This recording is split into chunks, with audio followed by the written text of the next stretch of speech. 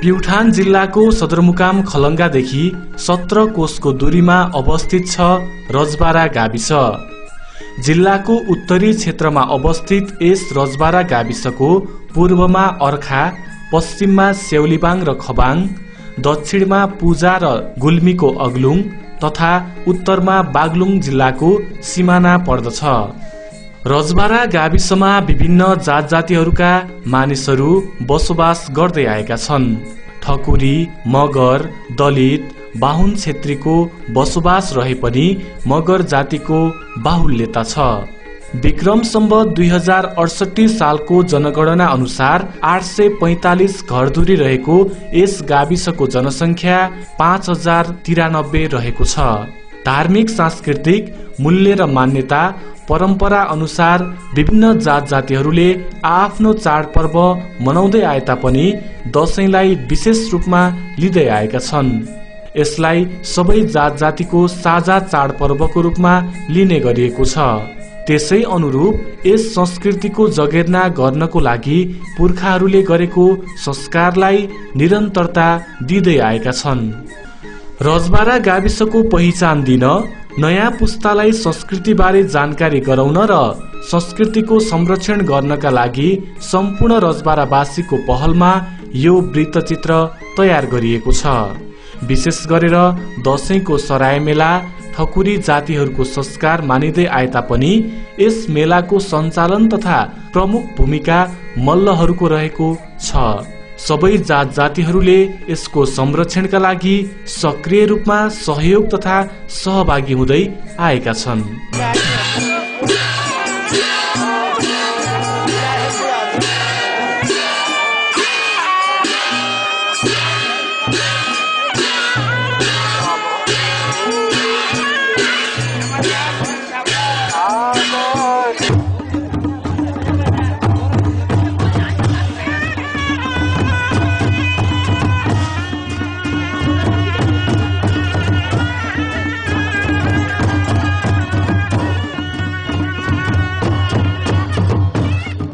विशेष गरेर ऐतिहासिक पृष्ठभूमिलाई हेर्दा रुकुम जिल्लाको रुकुमकोटको तत्कालीन बाहुनखाना गाउँ पञ्चायत हुँदै त्यसपछि रुकुमकै शोभा गाविसबाट विक्रम सम्वत 1481 मा रजबारामा नरिबम मल्लका जेठा छोरा जभद्र मल्लले रुकुमबाट आफ्ना भाइलाई रुकुमको राज दिएर विभिन्न ठाउँ घुम्दै प्युठान जिल्लाको रजबारामा बसोबास गर्दै आएको इतिहास पाइन्छ। मल्ल आफ्ना हात हतियार सहित रजबारामा आउने क्रममा रुकुमबाटै भूत पछाडि लागेर आएको र देवी देवता तथा भूतले अनावश्यक हानि नोक्सानी गरेपछि सबैको सम्झौता बमोजिम अष्टमी, नवमी र दशमीका दिन देवीको वाहन स्वरूप पालुलाई देउराली डाँडामा गाईको दूध शुद्ध धार दिएर भूतलाई चल्ला फाली बन्दुक पड्काएर सबैको चित्त बुझाइएको किम्वदन्ती रहेको छ।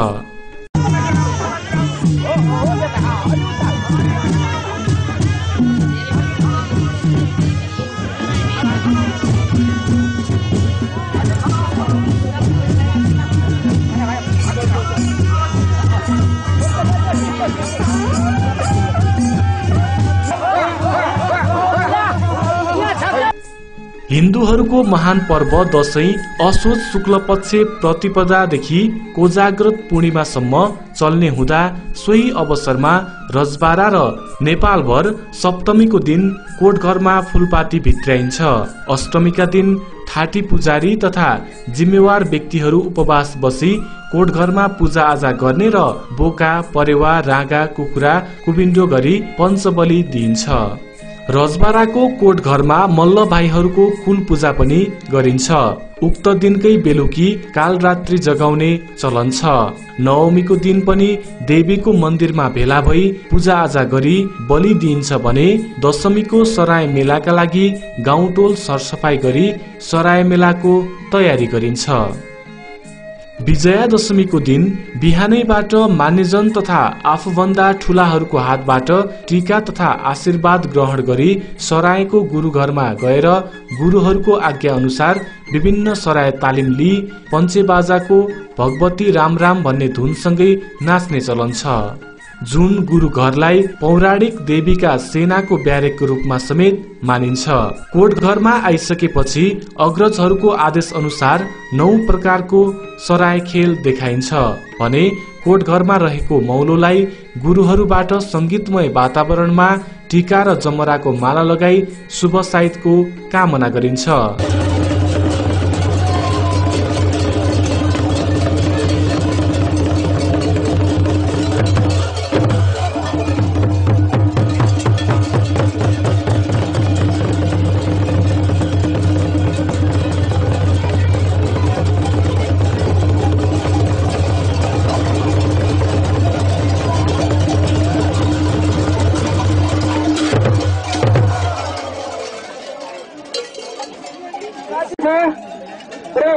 सम्पूर्ण देशवासी जनताहरूमा हार्दिक मङ्गलमय शुभकामना व्यक्त गरेको विजयादशमी निर्देश समिति रजौरा प्युठान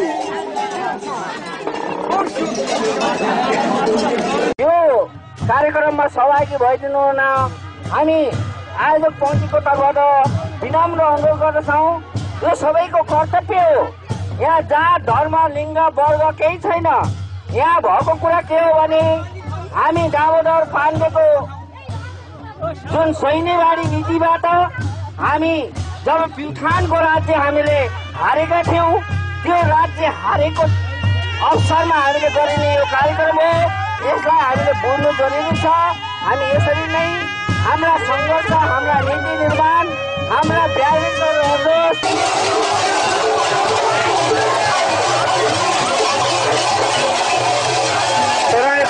कोटघरमा प्रवेश भइसकेको छ।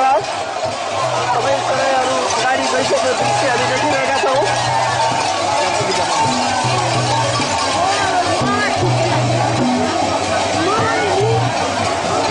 केही समय पश्चात तालिम लिइसकेपछि विजयादशमीको स्वागत अभियानका स्वयंसेवक, ब्यानर, राष्ट्रिय झण्डा, पञ्चेबाजा, दौडे मादल, वाद्यवादन समूह, त्यसपछि सरायका अग्रज गुरुहरू, अन्य सरायका समूह, झाँकी, शुभ साइतका लागि दही उचालेका कन्या, पण्डितले शुद्धिकरण गर्दै पुजारी तथा ठाटीहरूका पछाडि देवीको आराधना गरिएको मालसरीको संगीतमय धुनसँगै रमणीय वातावरणमा देउराली डाँडातिर प्रस्थान गरिन्छ।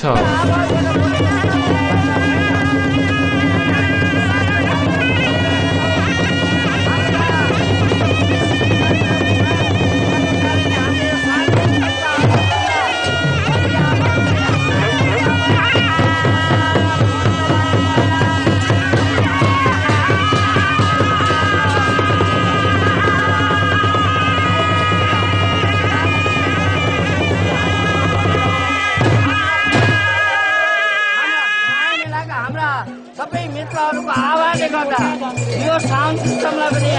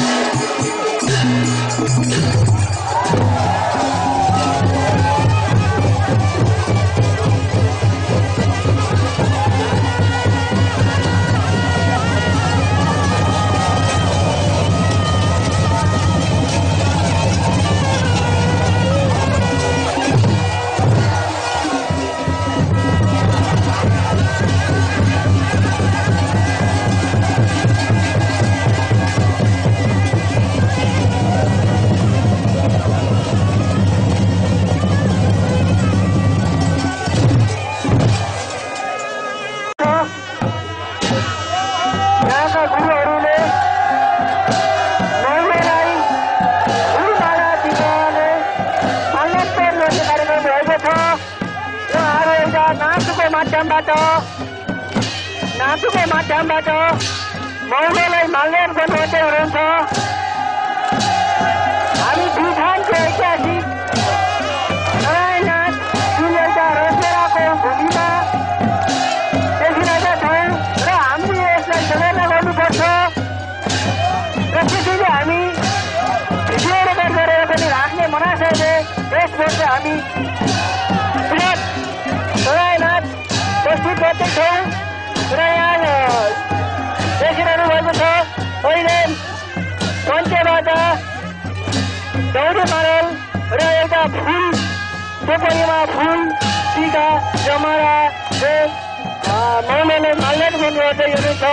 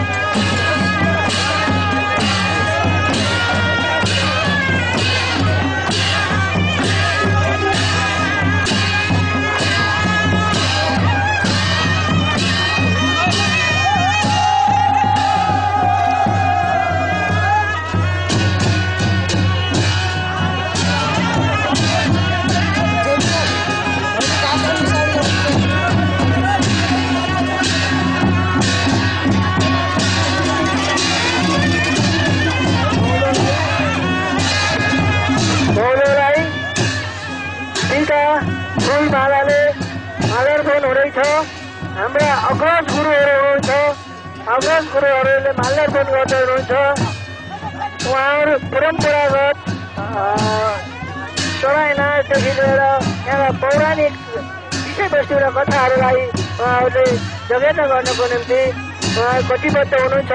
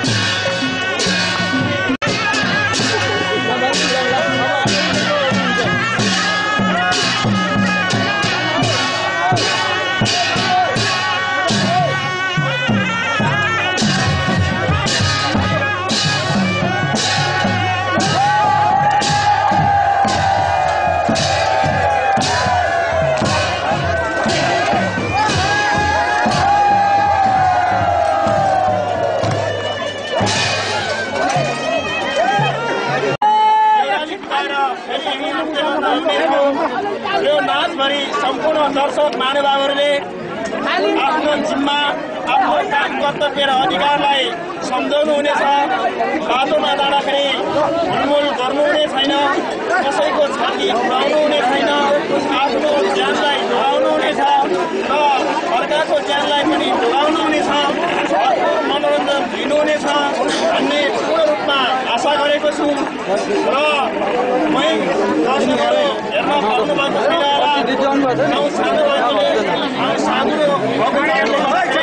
सबैले यो नाच हेर्न त्यसको लागि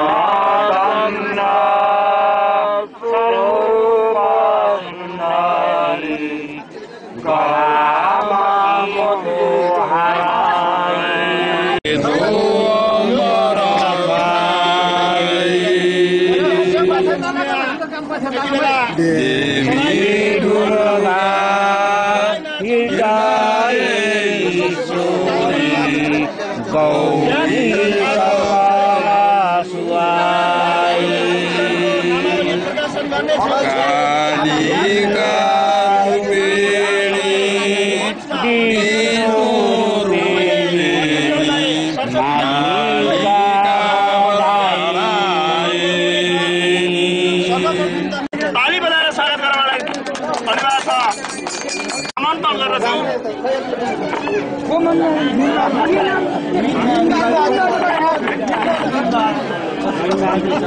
आमन्त्रण गर्दछु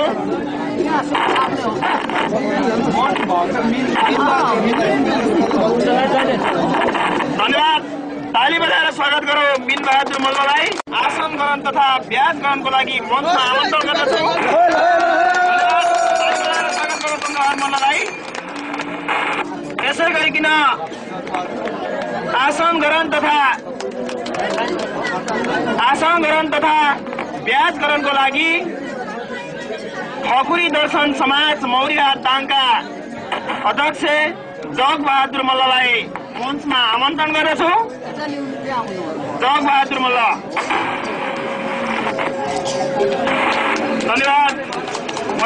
पनि ब्याज ग्रहण गरिसक्नु भएको छ।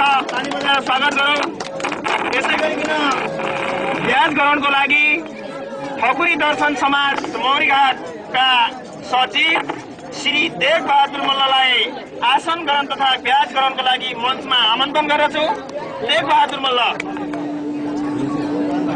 ब्याज ग्रहण गर्नको लागि स्याउलीवाङ गाविस सरिमाका श्री तेज बहादुर मल्ललाई अतिथिको आसन ग्रहण तथा ब्याज ग्रहणको लागि मञ्चमा आमन्त्रण गर्दछु। श्री तेज बहादुर मल्ल तेज बहादुर मल्लको पनि आगमन भएको देखिएको छैन। त्यसपछि अतिथिको रूपमा श्री नेरा प्रावि नेताका प्रधान अध्यापक श्री हेमराज पोखरेललाई अतिथिको ब्याज तथा आसन ग्रहणको लागि मञ्चमा आमन्त्रण गर्दछु। हेमराज पोखरेल धन्यवाद। उहाँले ब्याज ग्रहण गरिसक्नु भएको छ। त्यसपछि आसन ग्रहण तथा ब्याज ग्रहणको लागि ठकुरी दर्शन समाजका केन्द्रीय सदस्य श्री शान्त बहादुर मल्ललाई मञ्चमा आमन्त्रण गर्दछु। कुङ गाविसका श्री शान्त बहादुर मल्ल उहाँको पनि आगमन देखिएको छैन। त्यसपछि अतिथिको आसन ग्रहण तथा ब्याज ग्रहणको लागि हरेरीका श्री गोपाल बहादुर मल्ललाई मञ्चमा आमन्त्रण गर्दछु। गोपाल मल्ल श्री खुमान पुनलाई आसन ग्रहण तथा अतिथि ब्याज ग्रहणको लागि मञ्चमा आमन्त्रण गर्दछु। धन्यवाद। तथा अतिथिको लागि तथा ब्याज ग्रहणको लागि मञ्चमा आमन्त्रण गर्दछु।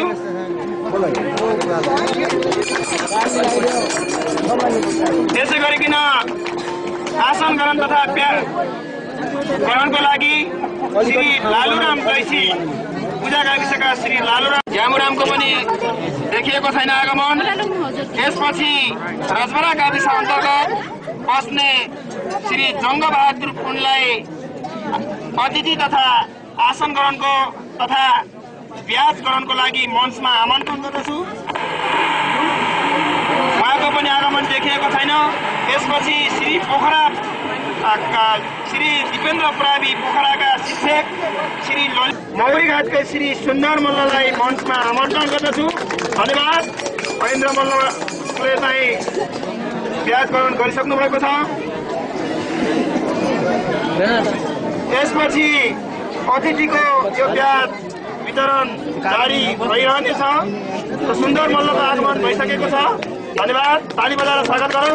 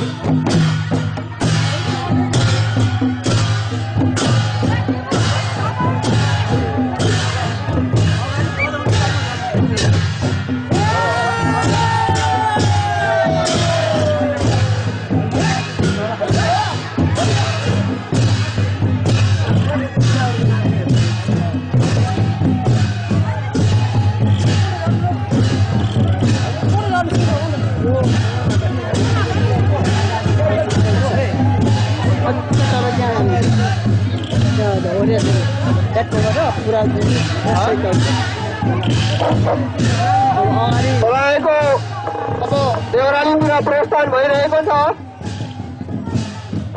आदरणीय सराय गुरुहरू अगाडि लाग्नु भएको छ भने अन्य सबै उहाँको पछि पछि आफ्नो कला र डला देखाउँदै ढाल र तरवालको साथमा रणभूमितिर प्रस्थान हुँदैछ। पौराणिक भनाइअनुसार दानव र देवताबीच युद्ध हुने क्रममा यस्तै कला देखाइन्थ्यो अरे। त्यहीको प्रतीक स्वरूप आज रोजबेरामा यो ऐतिहासिक नाच जीवित रहेको देखिन्छ। सबै सरायहरू सिँगारिएका छन्। जानुपर्छ एक राउन्ड पोजिसन बस्नुपर्छ। पूजाहरू देखिँदै यसरी एक राउन्ड बस्छौँ। यता सर्ट गरिदिउँला कि त्यहाँ अगाडि गयो पूजाहरू सकेर जाने अगाडि एक राउन्ड यसरी पूजाहरूसम्म छिर्न दिउँ।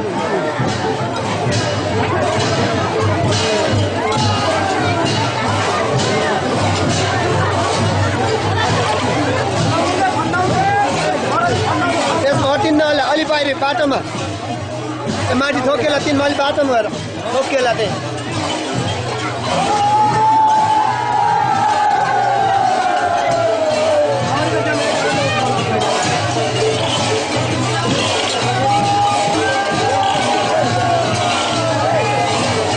कहाँ फन्न हुन्छ त्यो फन्ने बाटोमा हो। अब यस्तै गरेर त्यहाँ पूजा आउने बित्तिकै पूजा जानु गाडी हिँड्ने जान्दैन भाइ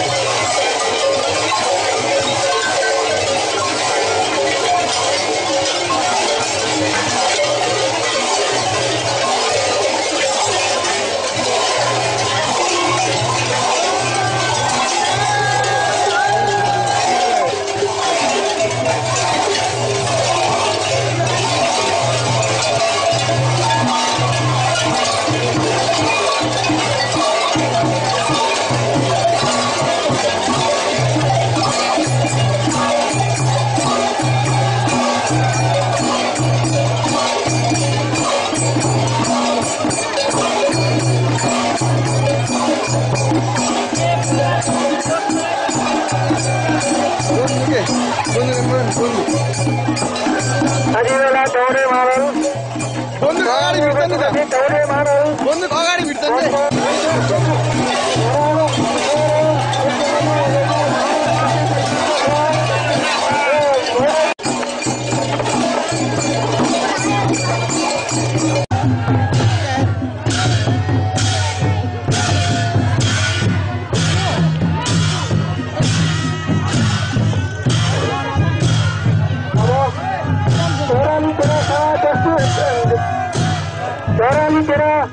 सरायनाथ अगाडि बढिरहेको छ र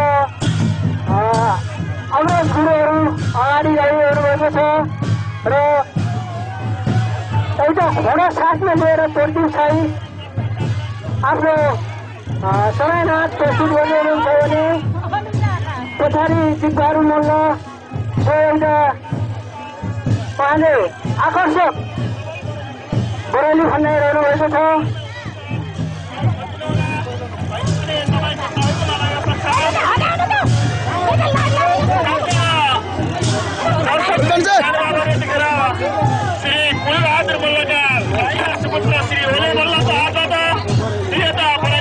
भइरहेको छ यो बराली प्रशासनले पक्कै पनि शत्रुलाई परास्त गरेर फर्किनेछ भन्ने पूर्ण आशा गरेका छौँ अत्यन्तै ज्यान लचकताका साथ श्री हरे मल्लले बराली खन्याइरहनु भएको छ उहाँको प्रशासनले पक्कै पनि शत्रुलाई परास्त गर्नेछ अत्यन्तै राम्रो छ अत्यन्तै राम्रो बराली खन्याइरहनु भएको छ हरे मल्लले त्यसै गरिकन अगाडि पछाडि सम्पूर्ण मान्छेहरूलाई नदिने यता मेन नजाने आफ्नो शक्ति देखाउने अगाडि बढिरहनु भएको छ पक्कै पनि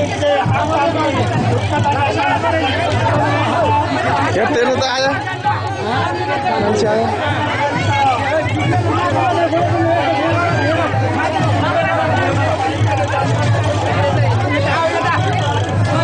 उता मान्छे रोक्नु न उता यत्न आइसक्नु भयो ल बुवा यत्न यत्नै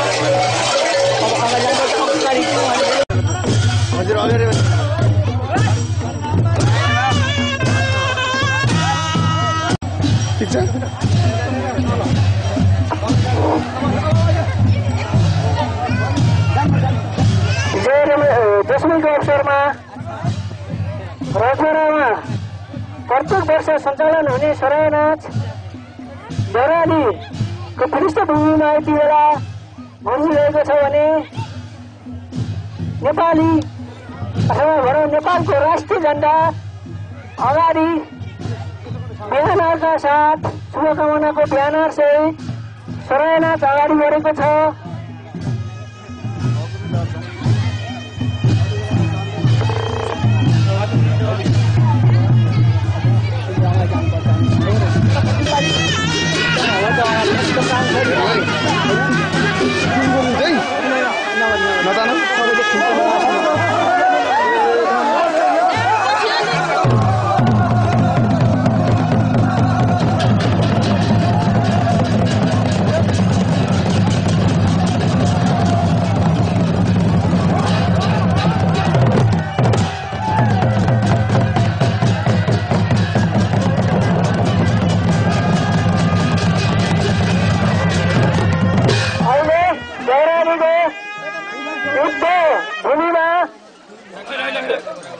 आइसकेको छ। अब युद्ध हुन लागिरहेको छ भने पछाडिबाट लाम लस्करका साथ दर्शक तथा आगन्तुकहरूको घुइँचो छ। यो घुइँचोले पक्कै पनि एउटा रजभराको संस्कृतिको विवेचना गर्नेछ र रजभराको संस्कृति परम्पराको संस्कृतिलाई अझै राख्नेछ र अब युद्ध हुनलाई भन्छ भन्छ लागिरहेको छ भने पछाडि चाँडा लिएर एउटा नेपालीको झन्डा भनौँ चाँडालाई मानेर अगाडि गरिरहेको छ र एउटा घोडा साथमा छ। र यो घोडाले पनि एउटा जवान गर्न खोजेको हो।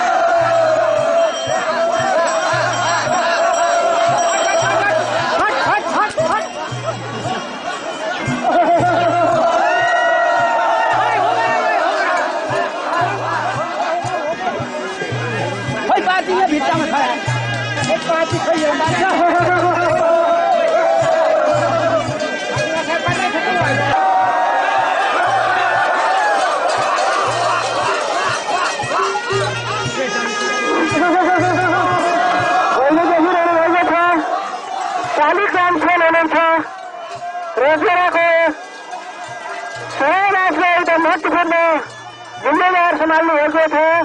उहाँ विजयदशमी निर्व्यवस्थापन समितिको अध्यक्ष पनि हुनुहुन्छ र उहाँले आफ्नो कलालाई देखाइरहनु भएको छ भने प्युठान जिल्लाको उत्तरी जब देउरालीको युद्ध भूमिमा सराय पुगिसकेपछि दुई भागमा विभाजित हुन्छन्।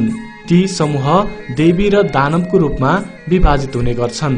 दुवै समूह बीचको भीषण युद्ध भएपछि सीमा निर्धारण हुन्छ, त्यसलाई नै सात काट्ने भनिन्छ र त्यही नै युद्धको रमणीय झलक पनि हो।